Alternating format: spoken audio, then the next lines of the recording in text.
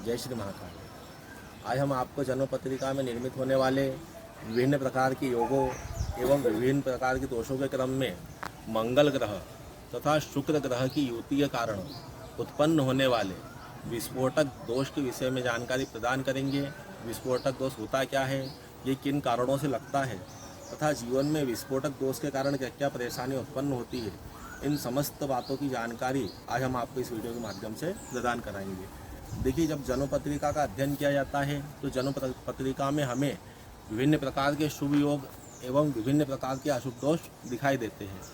शुभ योगों के क्रम में धन लक्ष्मी योग, महालक्ष्मी योग, गज केसरी योग, राजयोग, रोचक योग, इसी प्रकार से दोषों के क्रम में काल सर्प दोष, मंगल दोष, गुरु चांडाल दोष, अमावस्या दोष, सूर्य ग्रहण दोष, चंद्र ग्रहण दोष, ऐसे अनेकों प्रकार के दोष भी हमें जन्म पत्रिका के अध्ययन से दिखाई देते हैं। देखिए, जन्म पत्रिका में 12 भाव होते हैं।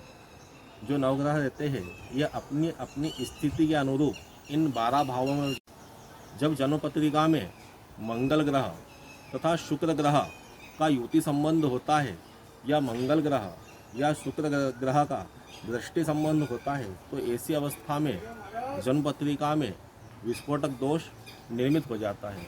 देखिए, मंगल ग्रह अग्नि तत्व कहलाता है, अग्नि ग्रह कहलाता है, और शुक्र ग्रह जल तत्व कहलाता है। जब अग्नि और जल का मेल होता है तो एक दोष निर्मित हो जाता है।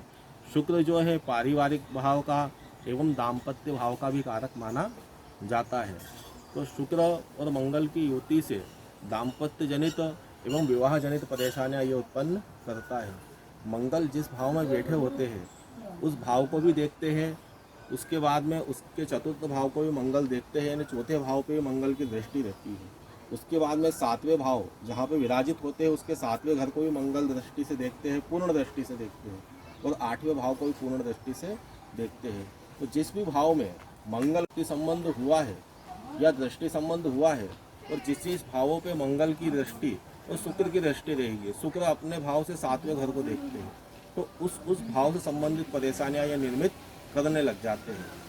सबसे मुख्य रूप से ये दाम्पत्य संबंधी परेशानियां उत्पन्न करते हैं, विवाह होने नहीं देते हैं, दाम्पत्य जीवन में अनेकों प्रकार की परेशानी उत्पन्न होती है, ग्रह क्लेश करवाते हैं, जो वैवाहिक सुख मिलना चाहिए उसमें भी कमी लेके आते हैं। अगर ये मंगल ग्रह और शुक्र ग्रह की युति या दृष्टि संबंध 10वें घर पे है तो ये आपके कार्य क्षेत्र में अनेकों प्रकार की परेशानियां उत्पन्न करते हैं, आपकी मेहनत का पूर्ण फल नहीं मिलने देते हैं। जितनी मेहनत करते हैं उसका आधा ही फल व्यक्ति को मिल पाता है। सफलता के रास्तों को ये रोकते हैं, व्यक्ति 99 से नीचे गिरता है। जब आपको पता रहता है कि मेरा काम बनने वाला है, ये उसी समय अपना प्रभाव दिखलाते हैं और बने बनाए काम को बिगाड़ देते हैं। अगर दूसरे भाव में मंगल और शुक्र का दृष्टि संबंध है या युति है तो ये परिवार का पूर्ण सुख नहीं लेने, धन संबंधी अनेकों प्रकार की परेशानियां उत्पन्न करते हैं। अगर तीसरे भाव में मंगल और शुक्र देवता बैठे हुए हैं तो ये साहस और पराक्रम संबंधी परेशानियां उत्पन्न करते हैं, या टेक्निकल भाव में आपको लाभ नहीं मिल पाता है।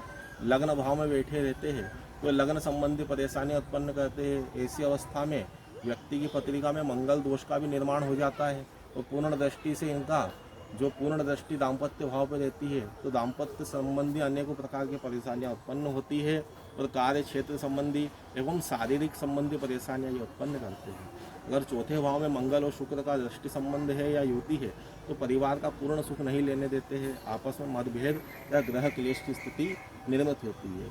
5वें भाव में मंगल ग्रह एवं शुक्र ग्रह बैठे हुए हैं तो इसके कारण जो एजुकेशन से संबंधित परेशानियां उत्पन्न होती है और आपका जो कार्य क्षेत्र है उससे संबंधित परेशानियां ये उत्पन्न करते हैं।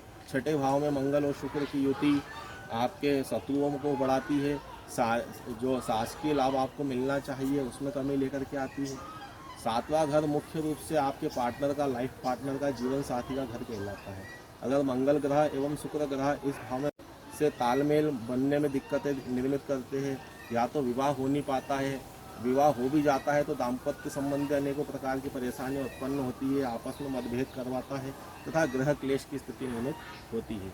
8वें भाव में मंगल शुक्र की युति जो होती है तो ये यहाँ पे भी मंगल दोष का निर्माण हो जाता है, 7वें घर में भी मंगल दोष का निर्माण हो जाता है, तो यहाँ पे आयु संबंधी परेशानी उत्पन्न करता है। शरीर में अनेकों प्रकार के रोग उत्पन्न करवाता है, परिवार का अधिकतर धन डॉक्टरों में खर्च करवाता है। 9वें भाव में मंगल और शुक्र बैठे रहते हैं, तो इसके कारण जो भाग्य भाव कहलाता है, मंगल भाव, त्रिकोण भाव भाग्य भाव कहलाता है, तो भाग्य उन्नति में अनेकों प्रकार की परेशानियां उत्पन्न करता है। 10वें घर में आपके कार्य क्षेत्र में जो भी आपको सफलता मिलनी चाहिए, जो एक पद मिलना चाहिए, मान सम्मान पद और प्रतिष्ठा मिलनी चाहिए, उसमें ये कमी लेकर के आता है। 11वें घर में मंगल और शुक्र की युति आपको धन संबंधी, आय संबंधी परेशानी उत्पन्न करती है। एवं 12वें घर में मंगल और शुक्र की युति खर्चे को बढ़ाती है।